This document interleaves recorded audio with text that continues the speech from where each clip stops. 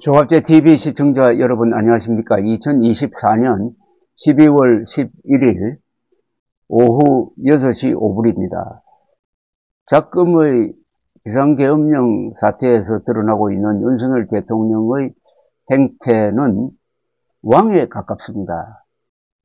그날 국무회의를 했는데 총리 이하 거의 모든 장관이 반대했다고 합니다. 비서실장도 반대하고 안보실장도 반대하고. 그런데 이거는 내 소신이다 하면서 그냥 밀어붙였다는 겁니다.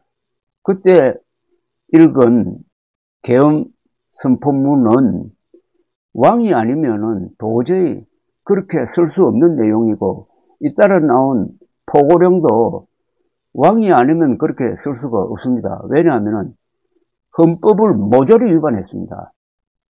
왕이냐 아니냐는 간단합니다. 그 기준이. 대한민국 헌법 위에 있는 사람은 왕이라고 생각하는 사람입니다. 대통령도 헌법 아래에 있죠. 근데 윤석열 대통령은 비상계엄령을 펴려면은 전시 또는 준전시 국가 비상사태로서 군사력이 꼭 필요할 때 편다고 딱 명문 규정이 있는데 그거 싹 무시해버리고 민주당이 나를 기분 나쁘게 하니까 계엄령으로 경고한다. 이런 차원에서 계엄령을 폈다는 것 아닙니까? 그러니까 이건 완전히 왕입니다. 왕. 그리고 보궐령에 보면은 그러니까 직장을 유지하는 상태에서 일 안 하는 걸 파업이라고 그러죠. 그게 아니고 전공의들은 사표 내고 나가버렸습니다. 다른 데서 일하고 있어요. 근데 그 사람들 보고 48시간 안으로 돌아오지 않으면 처단하겠다고 했습니다. 이렇게 무리를 할 수 있는 사람은 대통령이 아니고 왕입니다. 더구나 처단하겠다고 그랬어요. 처단. 처벌하겠다고 해야지. 처단하겠다고 하는 순간에 윤석열은 왕이 되어 있었습니다. 그러니까 국민들이 모르고 있었던 사실이 있습니다. 이제 이분은 왕이었습니다.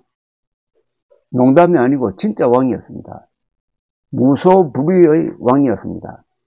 헌법이나 법률은 그냥 그게 폼으로 있는 거고, 나는 헌법, 법률 그건 참고사항이고 내 마음대로 하겠다 하고 내질렀다가 역시 군대도 말을 안 듣고, 더구나 국회가 결정적인 역할을 하면서 윤석열 대통령은 왕이 아니고 대한민국의 대통령임을 증명했습니다.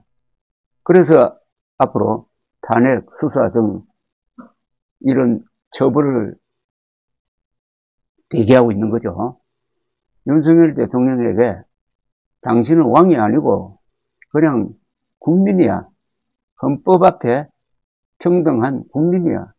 라는 것을 가르쳐 준다면은 그 나름대로 의미가 있다고 생각하는데, 자, 왕과 윤석열과의 관계를 풀어보면은 이게 또 이상한 주술적 상징성이 있습니다. 윤석열 대통령이 24만 표 차이로 아슬아슬하게 대통령에 당선되었으면은 처음 출발을 좀 조심스럽게 해야 되고, 특히 자기를 대통령으로 만들어준 2030 중도층의 지지를 굳혀가지고 앞으로 계속 정권을 안정적으로 유지해가는 이런데 신경을 써야 될 텐데, 느닷없이 나는 청와대로 들어가지 않겠다. 청와대는 제왕적 권력의 상징이다 하면서 느닷없이 국방부 보고 2달 안으로 방빼 하면서 들어갔습니다. 이게 바로 왕이 아니면 할 수 없는 일 아닙니까? 근데 말은 뭐라고 했는지 압니까? 제왕적 권력의 상징인 청와대에서 용산으로 가서 국민들과 소통하겠다. 이렇게 이야기했습니다. 그런데 용산 대통령실로 들어가서는 소통은 그냥 역대 대통령 중에 기자회견을 가장 적게 하는 불통 대통령이 되었습니다. 그러다가 이번 계엄령 사태 때 드디어 자기의 본색을 드러낸 거죠. 무슨 본색입니까? 왕으로서의 본색을 드러낸 겁니다. 그래서 이 벌써 오래된 이야기로서 이 기억에 가물가물할지 모르지만은 2021년 국민의힘 대선 후보 경선 때 있었던 이 에피소드가 새삼 생각나는 겁니다. 윤석열 대통령이 손바닥에 임금왕자를 그려가지고 토론회에 나왔던 사건입니다. 이게 텔레비전 카메라에 찍혔어요. 토론 직후에 이게 주술적인 의미가 있는 게 아니냐는 논란이 일자 윤 전 총장은, 당시는 전 검찰총장이죠, 토론을 잘하라는 지지자의 응원 메시지였다고 해명했지만은 그 뒤에 논란이 계속 일었습니다. 당시에 송영길 더불어민주당 대표는 국민을 위해 가장 동사해야 할 1번 일꾼인 대통령을 왕으로 생각하는 사람이라면서 주술에 의거한 것인지 왕자를 써서 부적처럼 들고 나오는 황당한 상황이 발생하고 있다고 비판을 했고, 이소영 민주당 대변인은 손바닥과 임금 왕자가 주술적 의미라는 의혹도 있다, 박근혜 최순실 게이트의 향수냐고 비판을 했고, 허영 의원은 권력욕은 손바닥에 왕자를 그려 나타내는 것이 아니다면서 정치는 주술에 있는 것이 아니다라고 지적을 했고, 홍준표 의원은 박근혜 전 대통령이 최순실을 시켜 청와대에서 구설했다는 허무맹랑한 소문 하나로 여론이 급격히 나빠졌다면서 부적 선거는 포기하시라, 정치의 격을 떨어뜨리는 유치한 행동이라고 직격했고, 유승민 전 의원도 미신을 믿는 후보, 끝없는 의혹에 휩싸인 후보,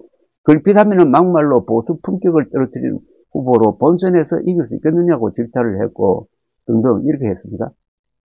자, 유승민 전 의원이 미신을 믿는 후보, 뭐 다른 사람은 주술적인 후보, 이게 결국 나중에 윤석열 대통령의 행태에서 다 드러났던 겁니다.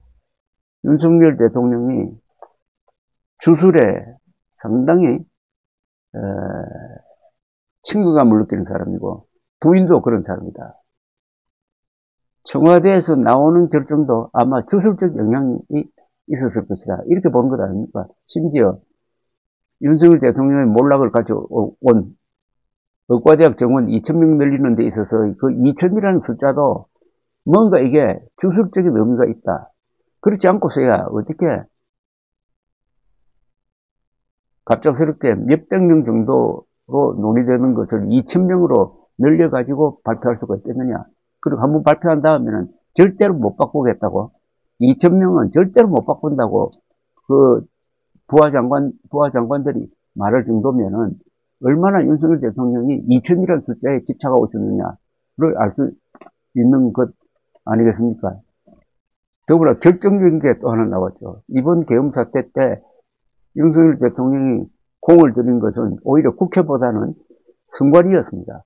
선관위를 접수할 군 부대에 대해서는 그날 아침에 알려줬어요. 그래서 상당히 준비를 하도록 해가지고, 그것도 이 군에서 제일 이 정예 부대인 정보사와 방첩부대 시켜가지고 특수요원들이 계엄 발표가 있자마자 즉시 과천에 있는 선관위로 출동을 해가지고 세 곳을 압수수색하고, 특히 선관위의 핵심인 전산실 서버를 압수하려고 하다가 법무관들이 이거는 문제가 있다 해가지고 하지는 못하고 뭐 사진 찍고 나왔습니다만, 그게 바로 부정선거 음모론이라는 이 미신에 넘어간 윤석열 대통령이 그 미신을 믿고 이런 엄청난 일을 벌인 거거든요. 계엄군이 중앙선관위로 쳐들어간 거 아닙니까? 계엄군의 중앙선관위 습격사건인데도 이게 결국은 윤석열 대통령이 부정선거 음모론 유튜브를 많이 보다가 그게 세뇌되어 가지고 이런 이상한 정신병적, 어떻게 보면 발작적 계엄령을 펴서 결국 자신의 운명을 결정해버린 것 아닙니까? 이런 걸 다 합쳐보면 윤석열 대통령은 자신을 왕이라고 확신했고 그렇게 믿도록 한 주변의 작용이 있었다. 손바닥에 왕이라고 써놓고 나올 때 언론과 국민들과 정치인들이 좀 더 이 문제를 깊게 파고들었어야 했다. 그때는 그랬었지 하는 후회를 하게 됩니다. 감사합니다.